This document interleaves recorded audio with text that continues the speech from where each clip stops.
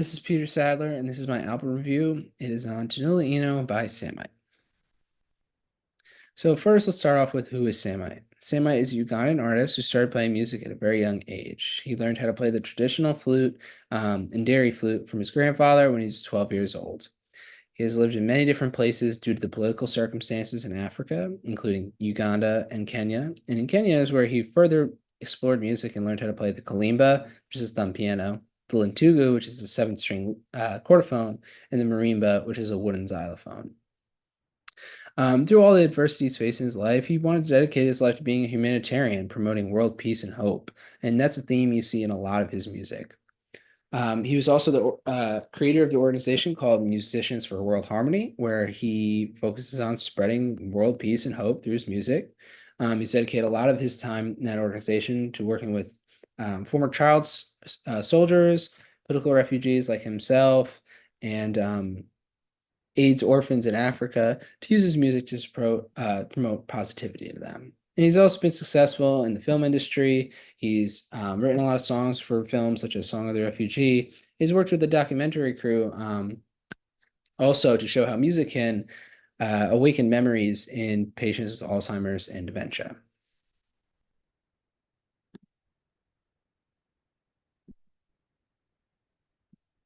So Tanu Una was released in 2003, and like all of his albums, as I mentioned, talks about promoting world peace and hope. But this album was also more meaningful and personal to him. And he combines that theme that he always uses with the theme of love. And that is because he dedicated this album to his dying wife. He wanted to celebrate his wife. She was unfortunately battling with brain cancer. And he made this album while comforting her at home in her final days. So the first songs on this album that I'm going to talk about are related to his usual music theme of promoting world peace and hope. These songs include Obu Baka, which is related to politics, Agali Lala, which is related to peace, and Sorority Boy Song, which is related to motivation. So now I'm going to play some of Obu Baka.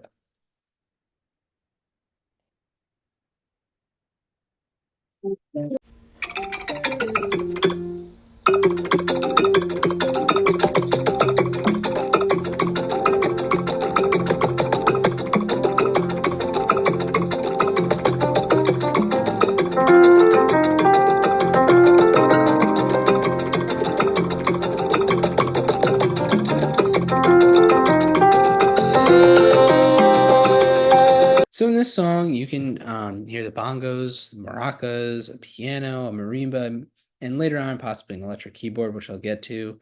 The beat is very rhythmically dense. Together forms a polyphonic texture, and it's pretty fast tempoed. But as I mentioned, later on in the song, the beat gets a little bit rhythmically dense, less rhythmically dense, and you hear Samai almost delivering a speech. He's kind of talking rather than singing. Let's get to that part now. Nina obubaka bwammwe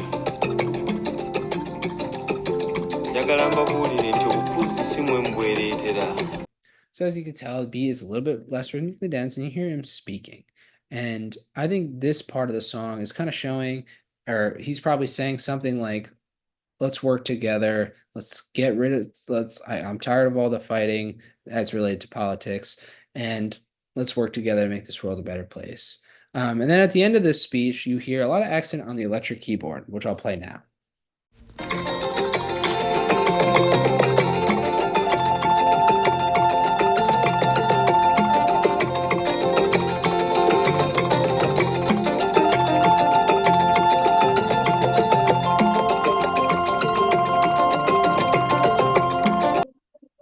Obviously, it's very high pitched. I believe it's an electric keyboard. Let me put that in quotes. I'm not 100% sure, but I think he follows that up with a speech to kind of put emphasis on that unity that those two have. He puts those two things together like he wants people to do, put their differences aside, come together to form better political circumstances and better world for everybody worldwide. So next is a group of songs related to his wife and a general theme of love and family. These songs include Kite Katere, children, Yangu no Yako, which is related to motherhood, and Mwatu, which is related to marriage. So let's listen to Kite Katere.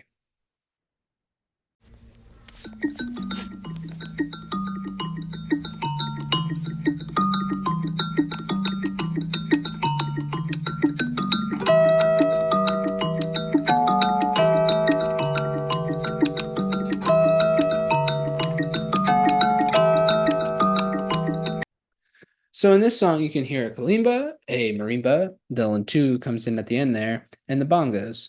The texture of this song, like most of them, is polyphonic, and there's a relatively fast-paced tempo. But to me, this song gives you that thrilling, excited, but also a little bit mysterious, and you don't know what's to kind of come feeling to it. And I think he chose that for this song, which is called "Children," because children are kind of in that way. They get excited about things. They're they wonder about things. They have that mysteriousness to them because they don't know too much. So they're trying to learn and they're very imaginative. Um, and I think he chose to talk about children despite him and his wife not even having children because his wife was once a child. And it's to reflect that innocence that she has and that innocence and purity that nobody should have to deal with what she's having to deal with in brain cancer. Um, and I think it's also important to note that this song is the first in the album, so that mysterious and kind of thrilling feeling to it, it it gets you almost excited for the rest of the album. So I think that's why he chose to put this song first. So now I'm going to cut to the most important song in this album. There's a few more other songs on this album. A few of them really show you a general theme in a lot of these songs that I'll talk about in just a second, where it's like sad, but it also has feelings of happiness at the same time. And I think that's to show that he wants to celebrate his wife's life rather than mourn her death. Um, but anyways, so the most important song on this album is Tunula Ino. It has the same title as the album, and it combines that general idea of love that is unique to this album with his usual theme of promoting peace and world hope. Tunula Ino means everlasting love, and throughout the song, you can really sense his passion and emotion. So Tunula Ino uses a few instruments. It uses the lantugu and the marimba. Marimba, secondarily, it's really just the lantugu. And then you also notice some call and response singing. So first, let's just listen to the beginning of the song.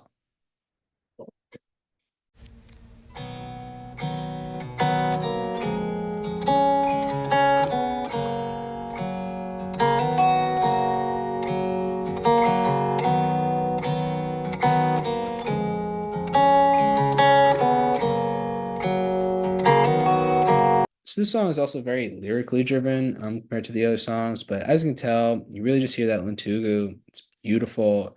It reminds me a lot of like a Beatles-like song, in my opinion. But it's very soothing, and his voice is very soothing and it's slow to really show, I think, emotion and passion. So now let's get to some of that call and response singing.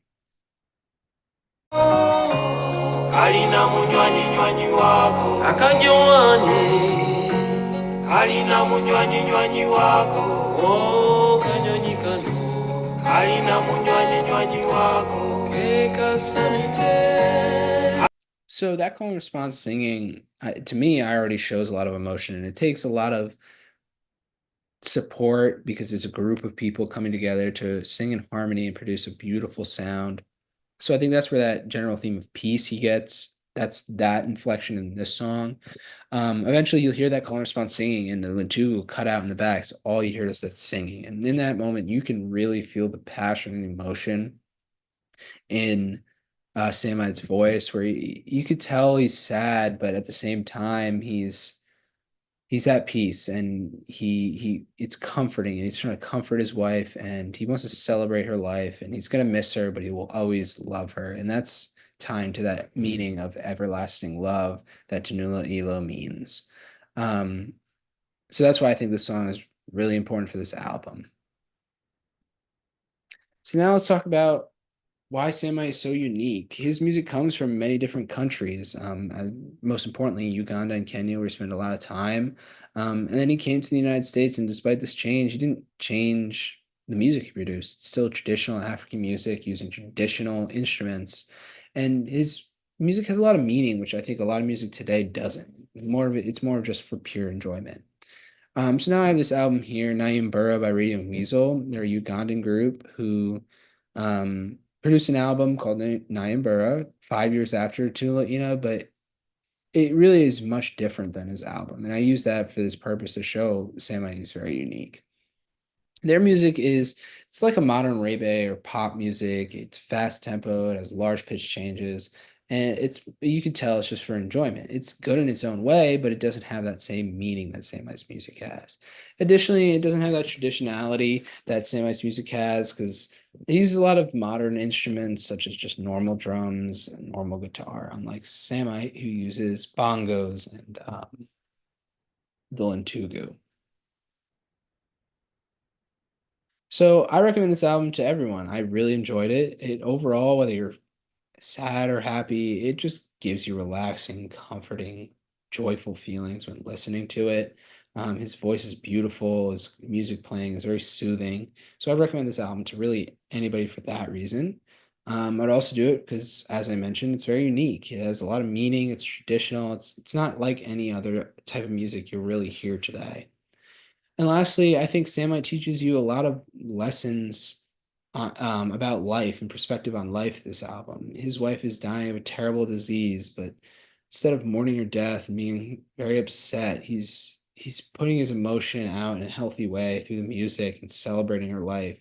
And this just shows his overall positive outlook he has on life all the time. He's been through a lot of adversity, through losing loved ones, and being a political refugee, but he's still so positive and trying to promote that peace and hope throughout the world. So I think it's a very admirable quality that everybody should take notice of and kind of try to, I'm trying to think of the word, show in their own life and use in their own life. All right. Well, thank you. That's my album review.